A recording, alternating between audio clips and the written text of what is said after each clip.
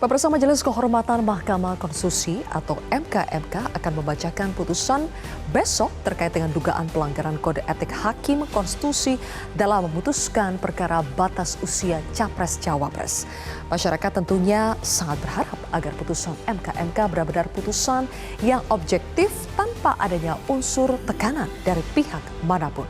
Karena putusan MKMK besok akan menentukan kemarwahan tata negara Indonesia.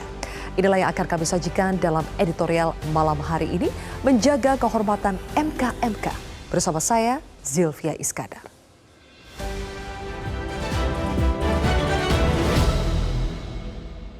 Menjaga Kehormatan MKMK.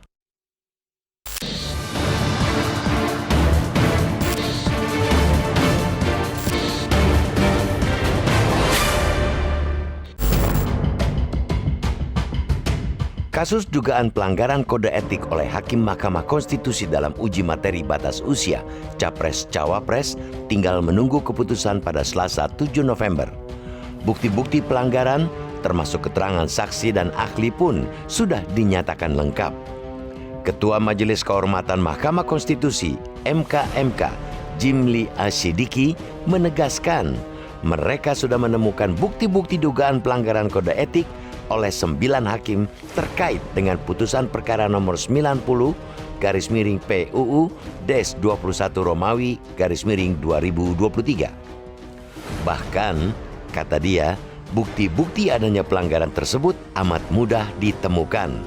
Diketahui, berlandaskan putusan 90 PUU-21 Romawi 2023 tersebut, Gibran Rakabuming Raka, putra sulung Presiden Joko Widodo yang juga keponakan Ketua MK Anwar Usman, mendapat golden ticket ke Pilpres dan telah mendaftar ke KPU sebagai cawapres berpasangan dengan Capres Prabowo Subianto. Putusan itu menjadi kontroversi karena dinilai syarat konflik kepentingan. Laporan masyarakat yang menduga adanya pelanggaran kode etik Hakim Konstitusi dalam memeriksa dan memutus perkara itu kemudian bermunculan. Masyarakat mengetahui secara terang benderang bahwa putusan MK nomor 90 PUU-21 Romawi 2023 syarat dengan cacat prosedur dan cacat substansi. Menurut Jimli, pelanggaran tersebut amat kasat mata oleh masyarakat umum sekalipun. Seiring lengkapnya bukti-bukti tersebut, kini upaya menegakkan kembali marwah MK yang sudah nyungsep di mata masyarakat ada di tangan MKMK. Sebelumnya, lembaga tinggi negara yang bertugas sebagai benteng penjaga konstitusi memang berlumur noda, seperti tak tanggung-tanggung menimpa mantan Ketua MK Akil Mukhtar yang tak malu menerima suap, lalu mantan anggota Hakim Konstitusi Patrialis Akbar mengikuti jejak Akil Mukhtar. Selain itu, sejumlah hakim MK pun terkena vonis pelanggaran etik. Apabila putusan MKMK loyo, masuk angin, alias tidak mampu menghasilkan putusan yang jernih, objektif, tegak lurus pada kode etik, maka kepercayaan masyarakat benar-benar akan ambruk terhadap MK. Hal ini berarti akan terjadi kiamat ketatanegaraan kita. Terlebih, bangsa Indonesia akan menyambut pemilu 2024 di mana tahapan demi tahapan memerlukan kepastian hukum. Begitu pula pasca pemilu, akan banyak sengketa pemilu yang bermuara di MK. Ketua MKMK Jimli Asyidiki jangan memberikan harapan palsu terkait putusannya. Pasalnya, selama proses pemeriksaan pemohon, di antaranya 16 akademisi hukum tata negara yang melaporkan dugaan pelanggaran etik Anwar Usman dan 9 hakim MK. Mantan Ketua MK itu selalu menyampaikan keterangan pers terkait temuan timnya. Temuan MKMK mengkonfirmasi dugaan ketidakberesan di MK oleh masyarakat. Kini, Jimli, Wahidudin Adams, dan Bintan R. Saragi harus membuktikan bahwa mereka layak diberikan amanah memimpin MKMK dengan penuh kehormatan, bukan kong kali kong, sebagaimana putusan MK terkait batas usia Capres-Cawapres.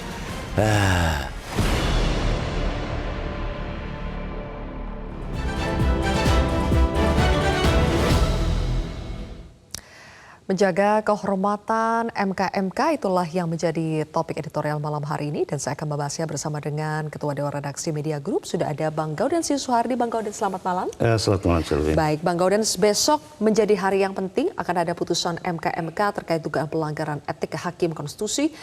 Apakah ini akan menjadi sebuah terobosan atau lagi-lagi akan menguap begitu saja menurut Bang Gaudens? Ya, hakim MK yang dijatuhi pelanggaran etik itu sudah banyak sih. Selama ini kan yang diberhentikan yang belum ada. Tentu kita melihat aturan mainnya. Aturan mainnya itu ada pada peraturan Mahkamah Konstitusi nomor 1 tahun 2023 tertanggal 2 Februari 2023 yang ditandatangani oleh Ketua MK. Di pasal 41 itu hanya ada 3 sanksi yang bisa diberikan oleh MK-MK. Yang pertama itu teguran lisan, yang kedua itu teguran tertulis, yang ketiga itu pemberhentian dengan tidak hormat. Nah, dari 3 jenis sanksi itu, tentu yang diharapkan orang itu kan pemberhentian tidak dengan hormat. Apakah mudah memberhentikan hakim konstitusi? Atau pertanyaan paling mendasar itu, apakah putusan MK-MK serta-merta berlaku? Ya. Tentu saja tidak, karena ada pasal 44. Di pasal 44 itu memberi kesempatan, wajib memberi kesempatan kepada hakim yang diberi sanksikan diberhentikan dengan tidak hormat itu untuk membela diri. Membela dirinya di mana? Kedua ya. Membela dirinya di Majelis Kehormatan Banding Mahkamah Konstitusi. Berarti harus dibentuk lagi Bang majelisnya. Di ayat 3 di pasal 44 itu disebutkan Majelis Kehormatan Banding itu dibentuk dengan peraturan Mahkamah Konstitusi. Oke. Peraturan Mahkamah Konstitusi tentang Majelis Kehormatan Banding itu belum ada sampai sekarang. Jadi jalan masih panjang sih. Jalan masih panjang. Ini tidak jelas juga apakah komposisi hakimnya akan sama dengan yang harus MK-MK? berbeda di ayat harus berbeda. Di pasal 44 ayat 2 itu harus berbeda, bukan hakim yang sama. Oke. Harus ditunjuk hakim baru lagi. Baik, berarti intinya meskipun disanksi berat, tidak serta-merta bisa langsung dihentikan. Masih ada proses-proses berlapis ya, Bang Gaudens? Yang ada sekarang ini baru harapan ya.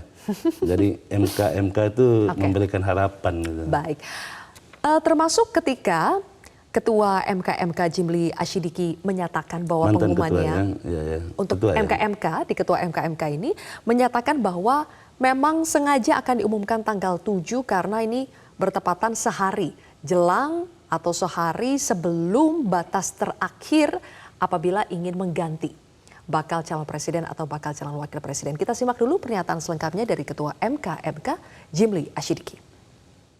Nah, nanti tolong dilihat di putusan yang akan kami baca, termasuk jawaban terhadap tuntutan supaya putusan MK-MK ini ya ada pengaruhnya terhadap putusan MK sehingga berpengaruh kepada pendaftaran capres, kan begitu. Nah, itu juga salah satu pertimbangan mengapa kita putuskan putusan dibacakan tanggal 7. Nah, ini juga harus dijawab melalui putusan MK-MK ini supaya ada kepastian.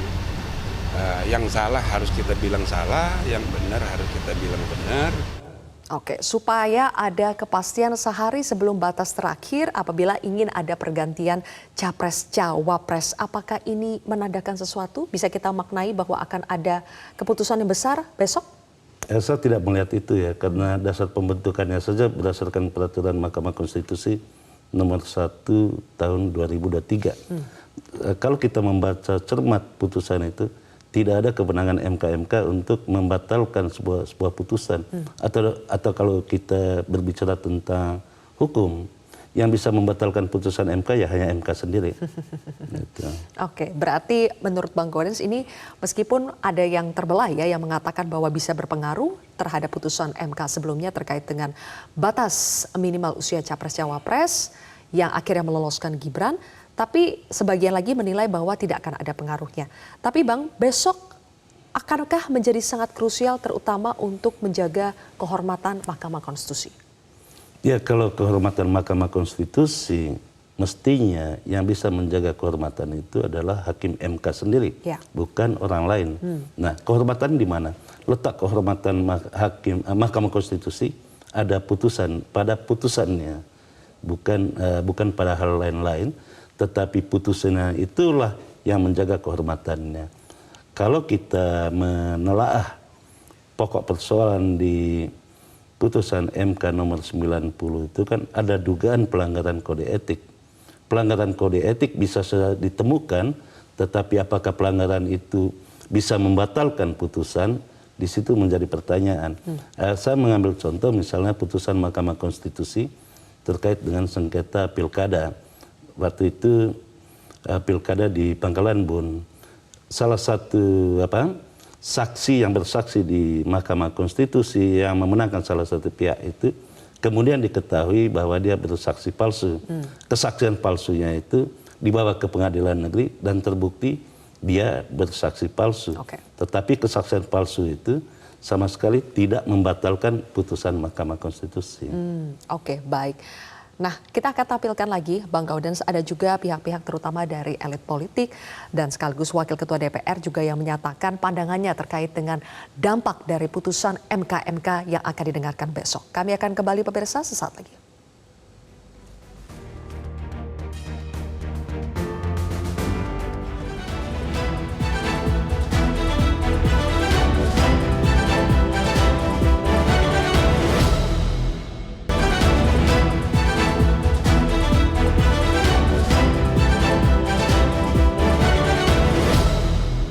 Ya kan kalau putusan MK-MK saya pikir ya kita melihat saja dinamikanya seperti apa karena menurut kami putusan MK-MK ini kan tidak akan merubah apapun. Bahwa kemudian pasangan calon sudah mendaftar, persyaratan lengkap dan tinggal ditetapkan oleh KPU itu adalah memang yang sudah seharusnya begitu menurut peraturan yang berlaku mengacu dari peraturan manapun. Jika putusan MK-MK tidak bisa mengubah apapun terkait dengan putusan perkara 90 tadi, syarat usia Capres-Cawapres yang akhirnya meloloskan Gibran, jadi apa yang perlu kita harapkan lagi dari putusan MK-MK besok, Bang? Ya, yang kita harapkan MK-MK memutuskan apakah di dalam pengambilan keputusan itu ada dugaan pelanggaran etik atau tidak. Seperti yang saya katakan tadi, sekalipun MK-MK memutuskan ada yang dipecat, itu diberhentikan dengan tidak hormat. Ya. Tetapi jangan lupa di pasal 44 tadi itu, pasal 44 peraturan MK nomor 1 tahun 2023 yang mengatakan yang dipecat itu diberi wajib, ya, ada kata wajib, diberi hak untuk membela diri. Membela dirinya di Majelis Kehormatan Banding. Padahal kan itu sudah dilakukan ketika pemanggilan MK-MK yang pertama kan, Bang? Itu kan sudah dilakukan, Anwar Usman sudah dipanggil lebih dari 1 kali bahkan. Iya, itu kan dipanggil untuk dimintai keterangan. Tetapi kan belum ada putusan. Kan tadi itu sanksi kan cuma 3 ya. Sanksinya itu teguran lisan, teguran tertulis, atau diberhentikan dengan tidak hormat. Kalau diberhentikan dengan tidak hormat, yang diberhentikan itu wajib diberi kesempatan untuk membela diri. Membela dirinya di hakim yang berbeda. Namanya Majelis Kehormatan Banding. Nah, problemnya sekarang Majelis Kehormatan Banding itu belum diputuskan oleh Mahkamah Konstitusi. Karena di di peraturan Mahkamah Konstitusi nomor 1 2003 pasal 44 ayat 3 itu disebutkan pembentukan Majelis Kehormatan Banding itu diputuskan dengan peraturan Mahkamah Konstitusi. Peraturan itu belum ada. Jadi gimana tuh, Bang? Ya, ini kan apakah bisa terbentuk atau tidak? Ya, baik yang diucapkan oleh MK-MK secara terbuka itu kan hanya harapan ya. Bahkan saya mengatakan harapan palsu yang diberikan. Karena kalau kita membaca aturan mainnya masih panjang barang ini. Oke, masih panjang. Jadi kita belum bisa terlalu berharap ya apakah putusan ini akan berimplikasi lebih jauh misalnya tadi sampai ke mengembalikan marwah dari MK. Ya, untuk mengembalikan marwah MK itu putusan 90 itu harus dicabut. Nah, problemnya tidak ada aturan hukum. Tidak ada aturan tata beracara di Mahkamah Konstitusi untuk membatalkan putusan yang disebutnya di dalam Undang-Undang 45 itu final dan mengikat. Mekanisme apa yang dipakai untuk membatalkan putusan final dan mengikat? Satu-satunya yang dianggap diuntungkan ya punya kesadaran untuk mengundurkan diri. Hanya itu cara untuk menyelamatkan MK. Tapi kan kesadaran itu dimiliki kalau misalnya memang merasa bahwa itu tidak benar. Tapi kalau merasa sudah benar kan akan sulit ya Bang? Ya, prosesnya sudah berjalan, menurut undang-undang kan sudah berjalan secara benar ya. Tetapi kita juga mengatakan ada 21 laporan masyarakat yang terkait dugaan pelanggaran kode etik. 21 laporan inilah yang akan diputuskan besok oleh Mahkamah Konstitusi, oleh MK-MK. Pertanyaannya, apakah MK-MK berani keluar dari aturan yang sudah ditetapkan di Peraturan MK nomor 1 tahun 2003 yang menjadi dasar hukum pembentukan MK-MK. Ya, berani keluarnya bagaimana Bang kalau aturan mainnya tidak ada? Tidak ada ruang untuk dia keluar dari situ. Karena itu apa yang dikatakan Pak Jimli, apakah putusan MK-MK berpengaruh pada tentang seseorang diteruskan atau tidak pencalonannya, itu saya belum melihat ini relevansinya. Ya. Oke, selama proses berjalannya pemeriksaan di MK-MK ini, Bang Gaudens, kita lihat beberapa kali Ketua MK-MK Jimli Asyidiki ini berkomentar di depan media, bahkan banyak sinyal-sinyal yang diberikan begitu ya. Apakah itu lumrah biasanya dilakukan oleh Ketua MK-MK? Mestinya sih tidak ya, karena ada hukum acara di sana kan. Mestinya bahkan di dalam hukum acara itu kan harus tertutup rapat-rapatnya ya. Tapi kan Jimli membuat terobosan. Nah, apakah putusannya juga akan dilakukan dengan terobosan dengan tidak memperhatikan pasal 41 atau tidak? Pasal 41 itu tentang sanksi ya. Sanksi yang diberikan cuma 3 saya katakan tadi. Ya. Sanksi teguran lisan, tertulis, atau pemberhentian dengan hormat. Oke.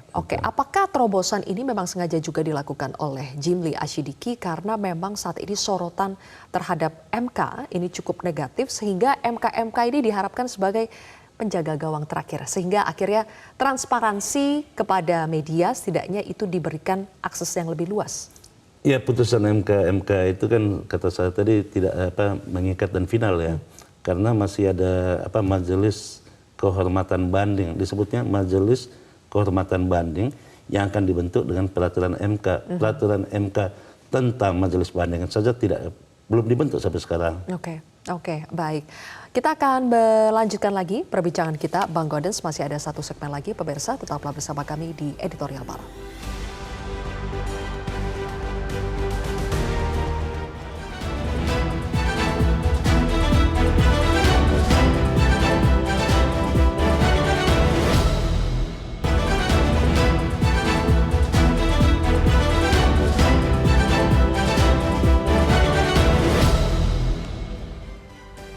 Baik pemirsa, Editorial Malam kembali membuat polling terkait dengan apakah putusan MK-MK besok akan terbebas dari tekanan penguasa. Netizen dari akun @metrotv 75% menjawab tidak yakin, sementara 25% menjawab yakin. Kemudian juga ada 2 komen dari netizen. Yang pertama mengatakan kita tetap berharap hasil putusannya yang terbaik atau independen. Dan yang kedua mengatakan bahwa dari @Rukwan-Risman, jika nanti putusan MK-MK tetap ada unsur campur tangan penguasa, entah siapa lagi yang bisa dipercaya rakyat. Bang Gaudens, kita tidak lupa bahwa putusan perkara 90 itu kuat diduga ada campur tangan penguasa karena ada konflik kepentingan. Ketua MK adalah paman Gibran. Gibran mau berkontestasi di Pilpres 2024. Jadi publik kembali mempertanyakan apakah putusan MK-MK besok juga bisa bebas dari tekanan penguasa. Bang Gaudens menjawab yang yakin atau seperti netizen yang tidak yakin? Ya, tidak yakin sih ya. Mengapa tidak yakin? Kita harus kembali lagi di awal bahwa menurut undang-undang hanya hakim konstitusi yang dikenai syarat negarawan. Tidak satu pun pejabat publik yang diharuskan syaratnya itu adalah negarawan, kecuali Mahkamah Konstitusi.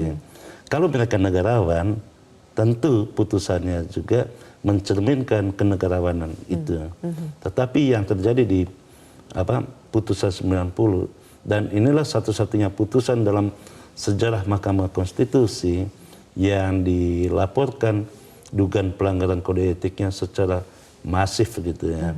Ada 21 laporan, kalau tidak direm mungkin jauh lebih banyak lagi. Itu artinya ada sesuatu yang salah dengan hakim konstitusi yang adalah negarawan. Kalau negarawan itu tentu berpikir tentang pembangunan bangsa ke depan, generasi ke depan. Yang terjadi sekarang itu terlihat bahwa hakim konstitusi bukan lagi negarawan, tetapi dia politisi yang berpikir tentang election, tentang kemenangan di dalam pemilu. Itu yang kental terasa di putusan 90 itu. Karena itu ada rambu-rambunya. Rambu-rambu itu yang disebut kode etik dan perilaku hakim konstitusi. Kalau kita dilihat di butir keduanya itu di kode etik itu tegas sekali dikatakan hakim konstitusi yang punya kepentingan dengan perkara itu tidak boleh ikut menyidangkan. Ini kan yang terjadi sekarang. Diduga ketua Mahkamah Konstitusi yang punya kepentingan dengan materi putusannya ikut terlibat di dalam putusan. Gitu. Makanya dikatakan oleh Ketua MK Jimli Asyidiki bahwa sebetulnya bukti pelanggaran etiknya itu terang benderang sekali, mudah sekali melihatnya ya. Ya, kalau kita melihat hari pembacaan putusan itu seakan-akan kita terbuai dengan Mahkamah Konstitusi yang elegan, yang negarawan. Karena 4 putusan pertama itu ditolak, tiba-tiba satu ini diloloskan. Ada apa dengan Mahkamah Konstitusi? Tadi saya katakan kehormatan itu cermin dari putusannya. Kalau kita melihat di putusan 90, terus terang saya harus katakan kehormatan itu jauh sekali ya. Ada civil society yang kembali mengajukan gugatan lagi Bang terkait dengan putusan MK perkara 90. Apakah itu adalah langkah yang memang satu-satunya lagi langkah terakhir yang bisa kita andalkan? Ya, kita berharap gugatan yang diajukan Denny Indrayana, pakar hukum tata negara dan pakar hukum tata negara dari UGM itu Zainal Arifin itu mudah-mudahan mendorong MK untuk menerima walaupun belum ada presiden ya untuk itu. Belum ada presiden bahwa putusan MK digugat lagi di MK dan disidangkan, itu belum ada presidennya. Karena selama ini kan selalu berlindung di balik final dan mengikat. Saya harus katakan bangsa ini disandra oleh putusan final dan mengikat. Banyak sekali putusan Mahkamah Konstitusi yang dirasakan terlalu jauh, melenceng terlalu jauh. Salah satu putusan itu adalah putusan yang tidak pernah dijalankan oleh Mahkamah Agung, yaitu putusan terkait dengan peninjauan kembali. Oleh putusan Mahkamah Konstitusi, peninjauan kembali boleh berkali-kali. Mahkamah Agung kemudian mengeluarkan surat edaran, peninjauan kembali hanya boleh sekali. Itu berarti dia melawan putusan MK.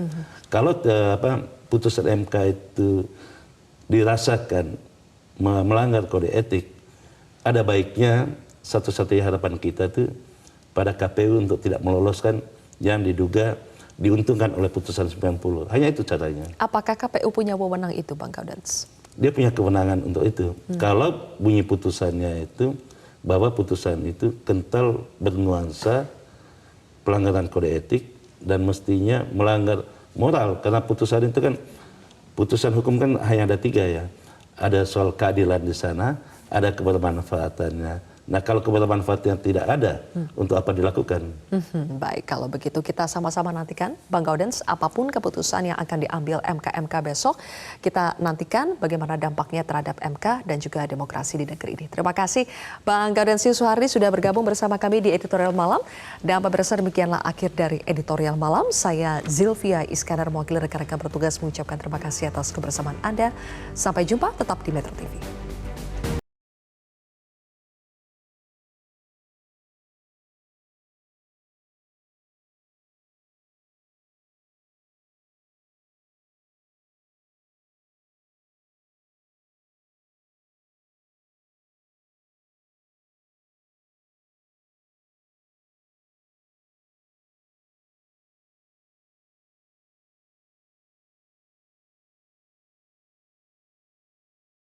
Jelajahi cara baru mendapatkan informasi. Download Metro TV Extend sekarang.